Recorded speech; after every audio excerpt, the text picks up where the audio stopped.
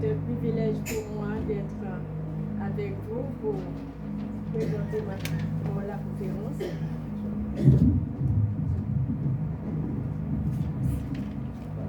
C'est ça. Je suis Josette Lucin. Donc, je voudrais ce soir remercier des personnalités qui ont en quelque sorte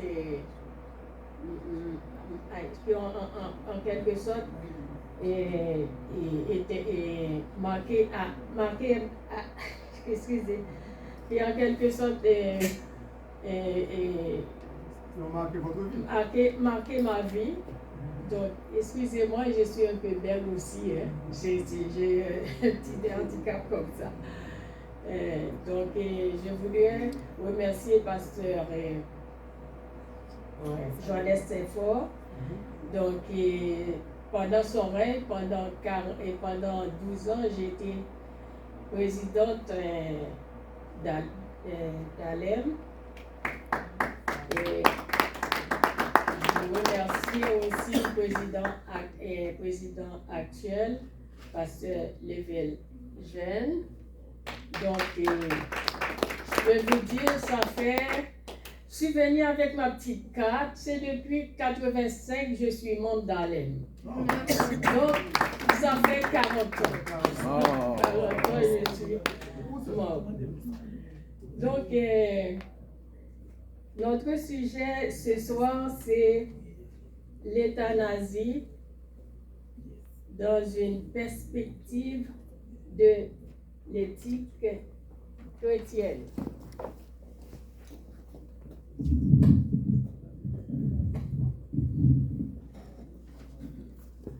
Je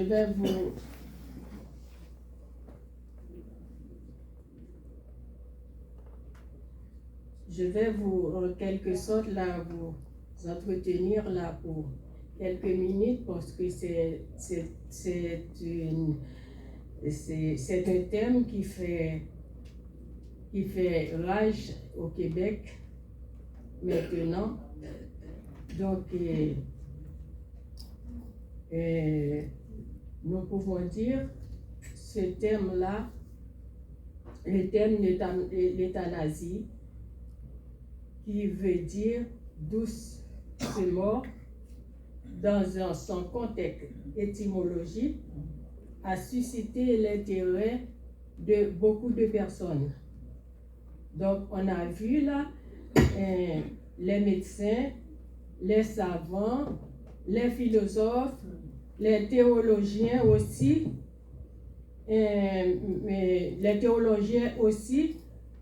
travaillent aussi à fond pour, en quelque sorte, faire des débats sur ce thème, l'euthanasie. Donc, pour soutenir ces démarches-là, l'aide médicale à mourir, donc le gouvernement a mis sur place un projet. Ce projet, c'est un projet de loi qui, en quelque sorte, c'est le C14, c'est le 17 juin 2016. Cette loi-là a été adoptée à l'Assemblée nationale sur 44 voix pour et 22 voix contre. Alors, l'aide médicale à mourir est présentée aux Canadiens et aux Canadiennes. Le projet de C14 a rendu effective la décision de la Cour suprême en janvier 2015. Et le gouvernement conservateur, c'était Stephen Harper, a mis sur pied en 2015 un comité externe pour évaluer la faisabilité de la mise en œuvre de cette loi, qui s'appelle l'arrêt Carter, à la Cour suprême du Canada. Ce comité a déposé un rapport de 490 pages. Il a été présidé par un psychiatre en soins palliatifs, M. Hervé Max. Le gouvernement libéral maintenant, Justin Trudeau, le 19 octobre 2015, a voté avec le Sénat pour former un comité spécial sur l'aide à mourir. Ce comité a déposé un rapport aussi de 78 pages en février 2016. Aussi, alors le projet à Ottawa, en rendant invalide le critère de la mort raisonnablement prévisible. Mais cependant, en 1992, la Cour suprême a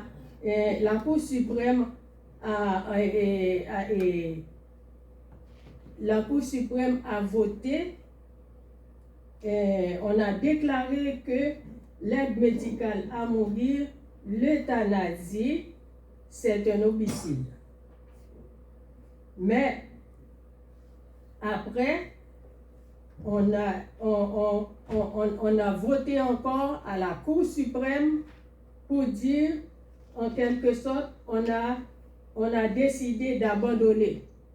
Donc, on opte pour l'euthanasie. Donc, qu'est-ce que l'euthanasie? Si on rentre à fond dans ce sujet, le mot euthanasie, ça vient du grec thanatos, qui signifie mort.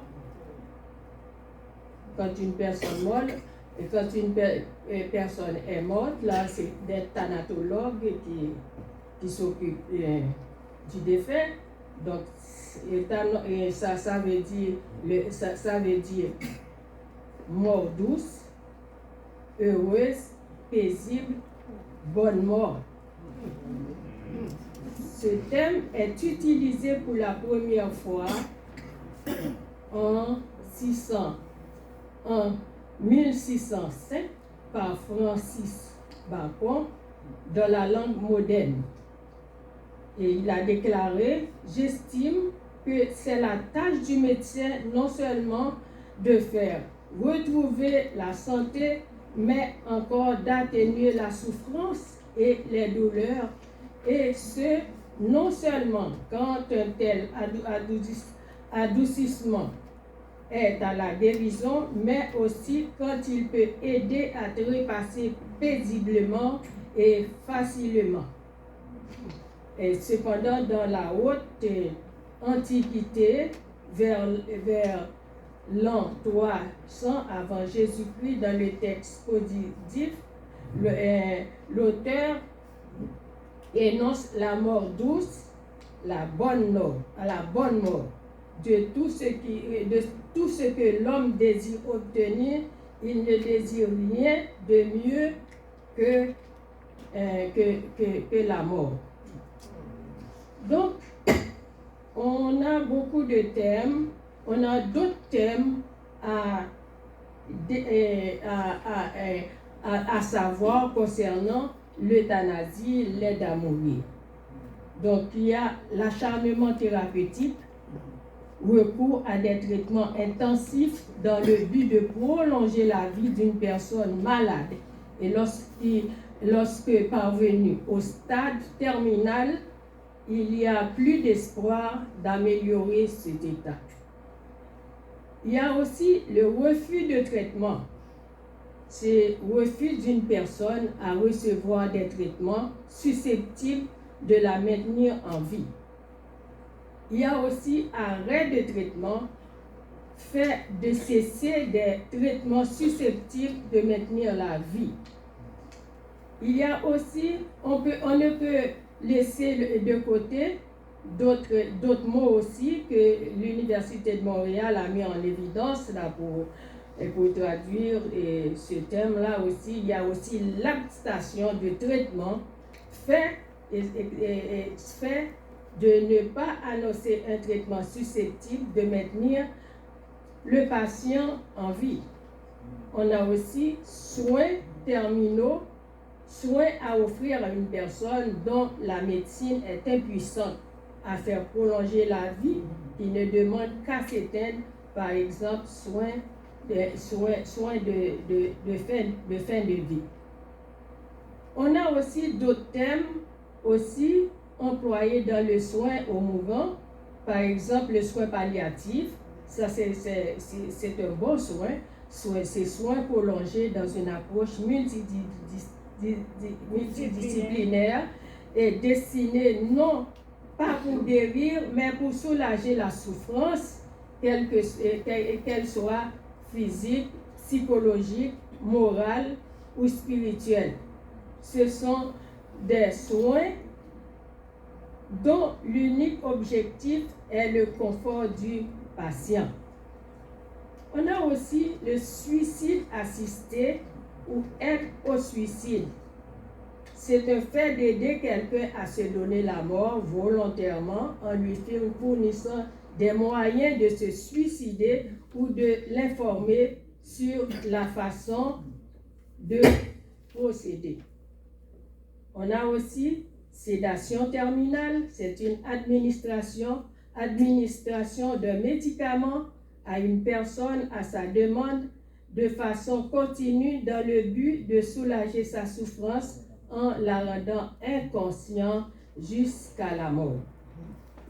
On a aussi, dans ce contexte de fin de vie, on a différentes expressions dont des ouvrages et la littérature ont vu le jour. En effet, on entend parler d'aide à mourir, d'aide pour mourir, mort assistée, mort techniquement accompagnée, aide au suicide, le droit de mourir dans la dignité, choisir sa mort, mort médicalisée assistée, se faire aider pour mourir, la mort provoquée, la mort maintenue, éthique de la mort.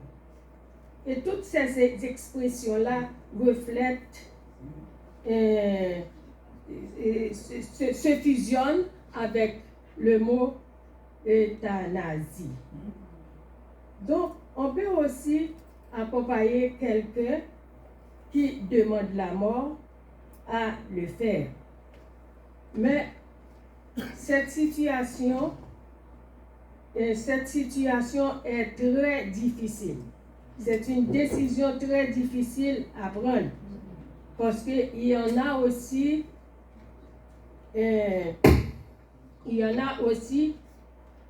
plusieurs éthiques. On a l'éthique gouvernementale, il y a l'éthique jurisprudence, l'éthique familiale, l'éthique sociale, l'éthique biblique aussi. Donc, dans ce fait, le gouvernement, l'éthique gouvernementale va décider. Vous le voyez tantôt que en 2015, donc ça a été adopté donc à l'Assemblée nationale. À l'Assemblée nationale, donc l'euthanasie est devenue légale. En devenant légale, donc l'éthique de la jurisprudence, la justice ne peut rien faire. L'éthique gouvernementale, l'éthique de la jurisprudence doit obéir à tout ce que l'éthique gouvernementale décide. Donc, si l'éthique le type jurisprudence ne peut pas surpasser et dire et prendre des décisions contre le gouvernement sur l'euthanasie. Donc, si on doit permettre aux personnes de mourir, donc il faut protéger aussi les médecins. Donc, qu'est-ce qui va se passer? Donc, le médecin va en quelque sorte administrer des médicaments, des substances létales, donc pour permettre à la personne de mourir. Donc, l'injection, des fois, il donne un médicament qui s'appelle barbiturine. Et une fois qu'on injecte cette injection sur la personne, donc on assiste à un paralysant neuromusculaire. Et c'est en accord avec et cette position est en accord aussi avec l'ordre national du médecin. Donc le Conseil national de l'ordre du médecin va en quelque sorte accepter cette situation-là. Mais il y en a en quelque sorte des médecins et des médecins qui vont en quelque sorte dire non, moi, ma conscience ne me permet de ne pas faire ça, de ne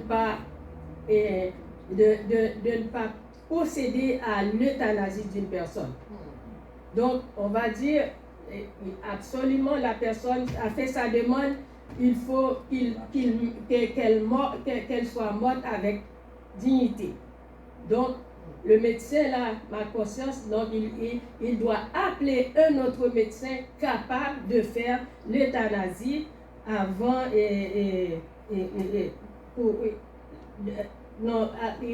avant de faire autre chose.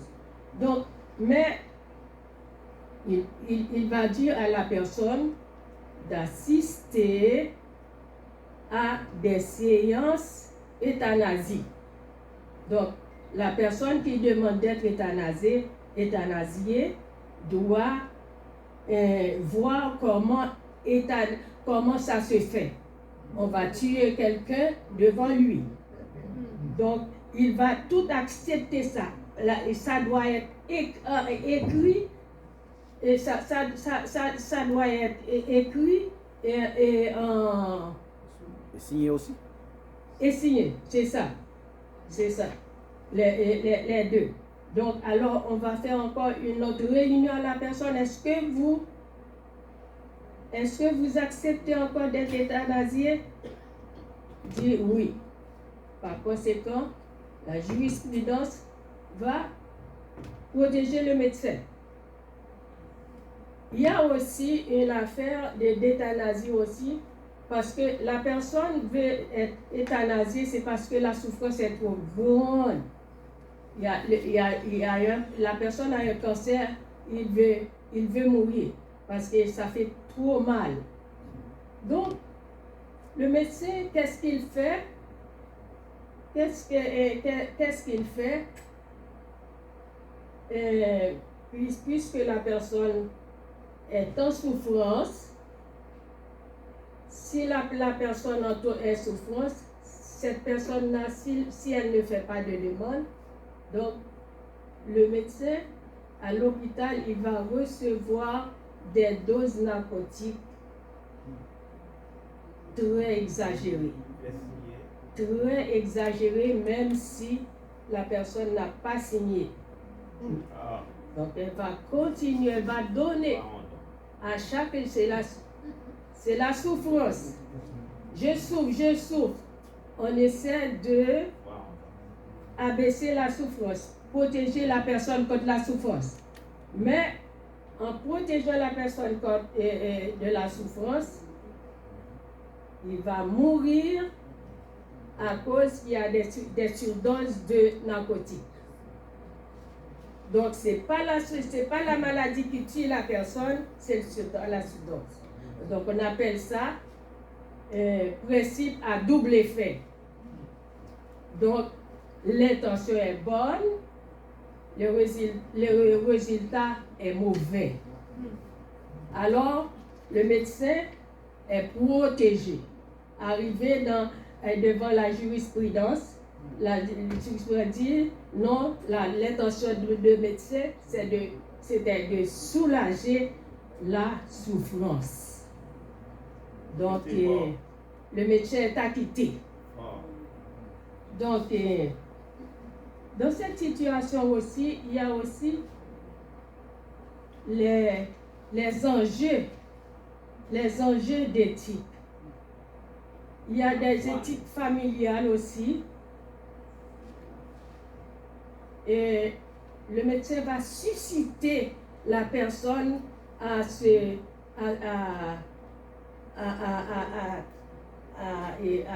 penser, à demander, à faire la demande pour se faire euthanasier. Donc, des fois, la famille là rentre dans une situation assez délicate.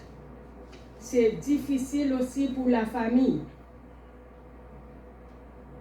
Donc, je me souviens, mon mari était à l'hôpital et puis un médecin est venu. Le médecin est venu. Est-ce que vous avez l'intention de vous faire euthanasier? Mon mari était un peu loin parce qu'il venait là de se réveiller dans une situation difficile. Et puis il n'a pas bien compris,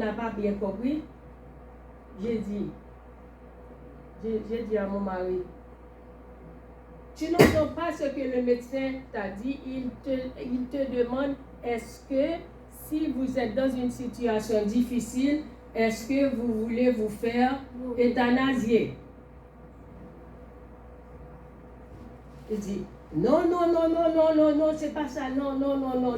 Et puis, là, j'ai posé la question au médecin, j'ai dit, est-ce que c'est vous qui l'avez su à se faire euthanasier, ou bien c'est lui, selon la loi, qui doit faire la demande?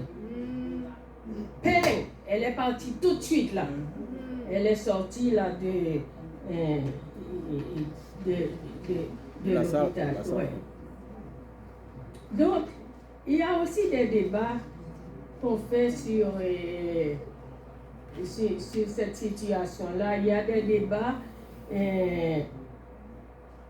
au point de vue social.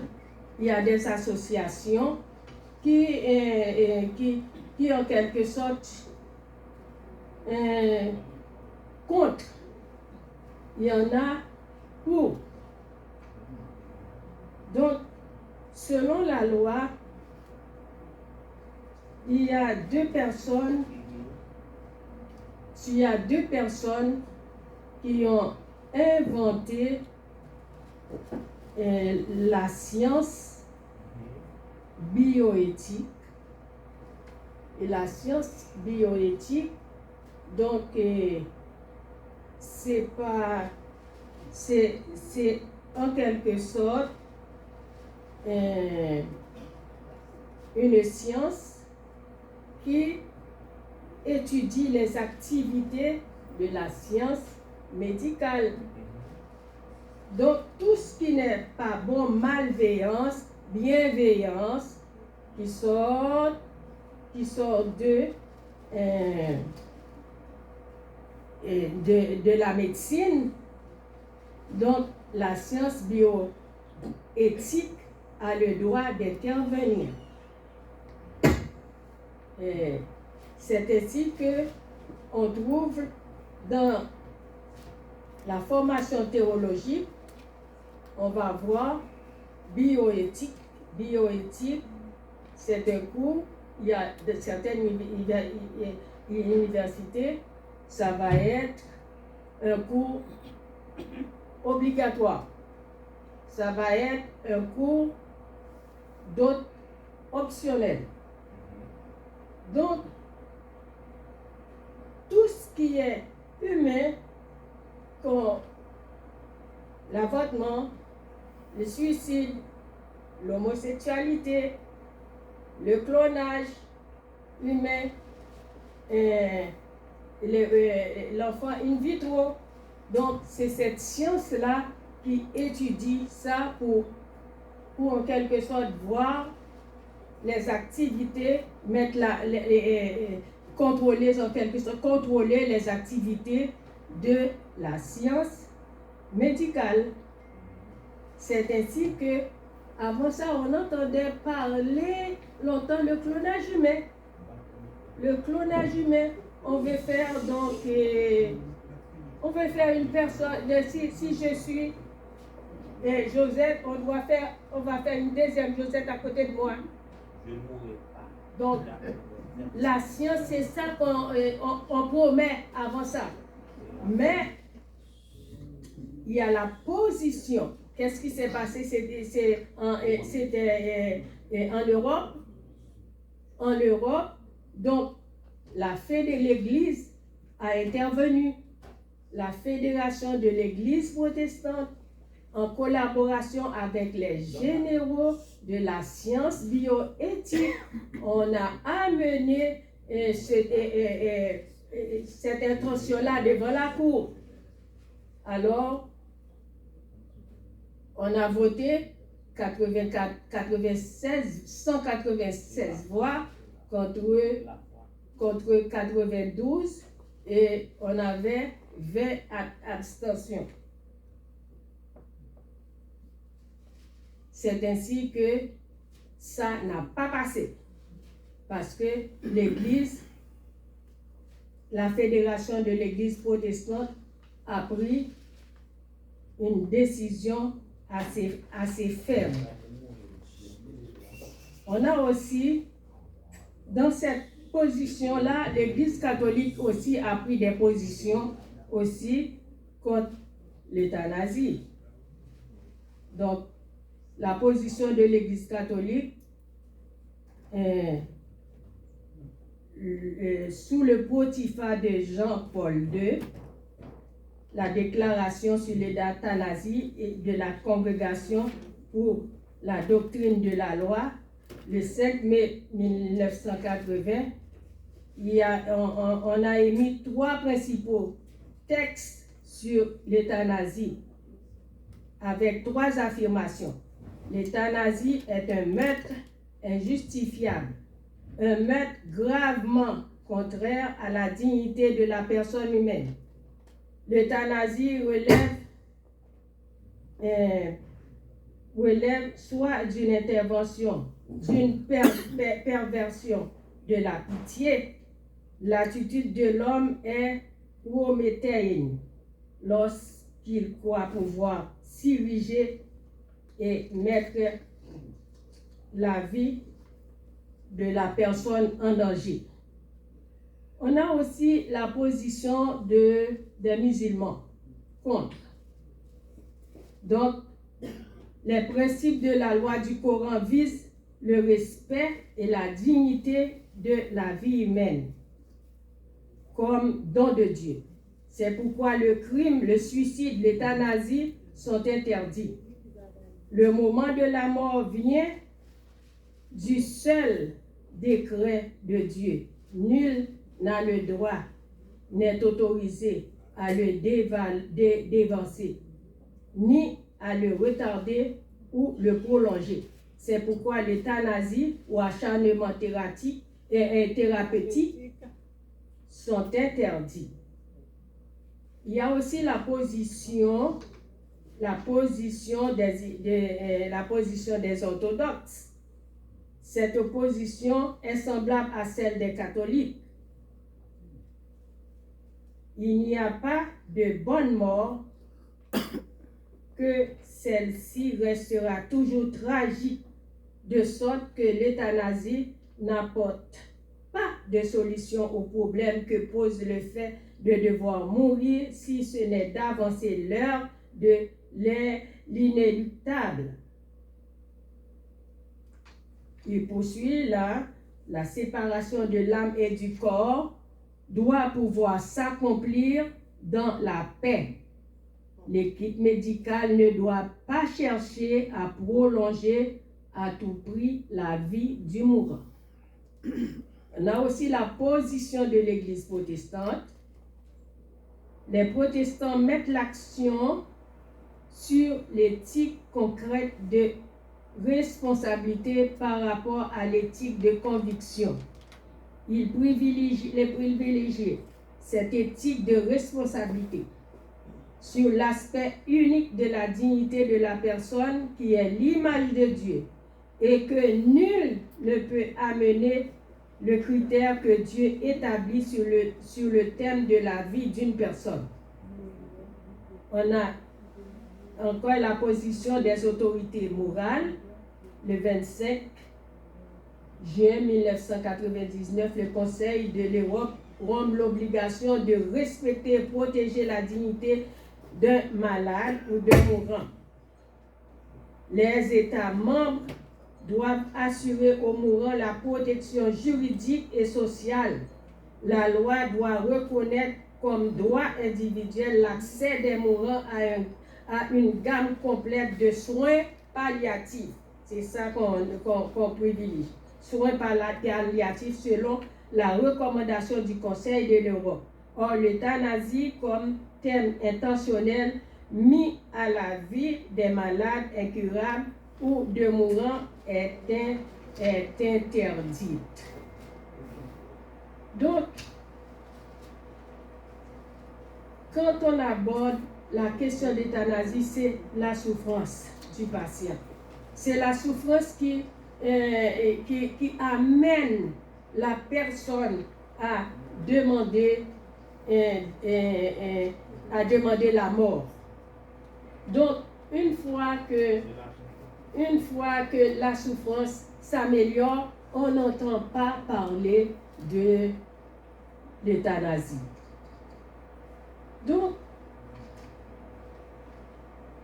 selon la perspective biblique, Jésus est la vie. La vie est présentée comme une entité propre qui appartient au Verbe. Amen.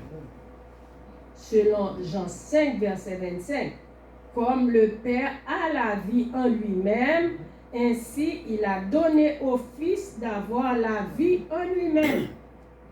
Le thème vie, dans de nombreuses situations, se trouve consigné dans la parole de Jésus lui-même. L'apôtre Jean a fait la mention dans son évangile deux fois, tout au début, Jean 1, verset 4, et une fois à la fin de son livre, Jean 20, verset 31. Or, cette vie que Dieu a donnée à son Fils, il veut aussi la donner aux hommes à travers son Fils. C'est ce que nous lisons dans Jean 1, verset 4. Et elle était la vie, et la vie était la lumière des hommes. Au chapitre 20, 31, on lit ceci. Mais ces choses ont été écrites afin que vous croyiez que Jésus-Christ, le Fils de Dieu, et qu'en croyant, vous ayez la vie en son nom. La Bible ne définit pas la vie, mais elle conclut qu'elle vient de Dieu, car c'est lui seul qui est le Dieu vivant. Lui seul a la vie incréée, mais il établit la vie. Selon Genèse 1, verset 1, Ésaïe 40, verset 18 à 20. Il donne la vie et la reprend. Dieu ouvre le sein maternel et le ferme. Dieu définit la vie par sa parole. Et concernant la Torah, Moïse avait, avant de monter sur le mont Hébo pour être recueilli par Dieu, fit cette dernière recommandation au peuple d'Israël. Ce n'est pas une chose importante pour vous, c'est votre vie. Prenez à cœur toutes les paroles que je vous conjure aujourd'hui. La vie humaine est comme une fleur des champs qui le matin s'éclore et se fanent le soir sur le coup du soleil, mais la parole de Dieu demeure éternellement. L'apôtre Paul aussi nous instruit sur la mort physique. Il est comme un sommeil. Par contre, se donner la mort par le biais de l'euthanasie et le suicide assisté ou non, c'est bannir le miroir qui reflète la gloire de Dieu en nous. Amen. Bon nombre des enfants de Dieu ont l'expérience de la gloire de Dieu dans leur épreuve, tels que Job, Abraham, Pierre, Jacques, Jean, la transfiguration de Jésus. Or, la raison qui suscite Jésus à venir dans le monde était de remplir les croyants de gloire. Alors, en tant que croyants, nous pouvons marcher dignement et mener une vie de gloire, que Jésus puisse glorifier en nous. Soit donc que vous mangez, soit donc que vous vivez, faites tout pour la gloire de Dieu. Amen. Et lors de la mort, Christ a été enlevé d'une manière glorieuse parce qu'il a subi la souffrance. Il a accepté la souffrance. Il est rentré dans sa gloire. Et dans la langue hébraïque, le mot gloire, tout le monde le connaît, traduit par le mot Shekinah qui signifie demeure de Dieu. Alors, la maladie, la souffrance et la mort sont des parcours que les pécheurs doivent suivre vers la perfection et la gloire. Il faut savoir se concilier avec les épreuves, les souffrances. Il ne faut pas se laisser séduire par ceux qui nous encouragent à prendre des initiatives afin de se débarrasser des soucis, des maladies, des douleurs par des actes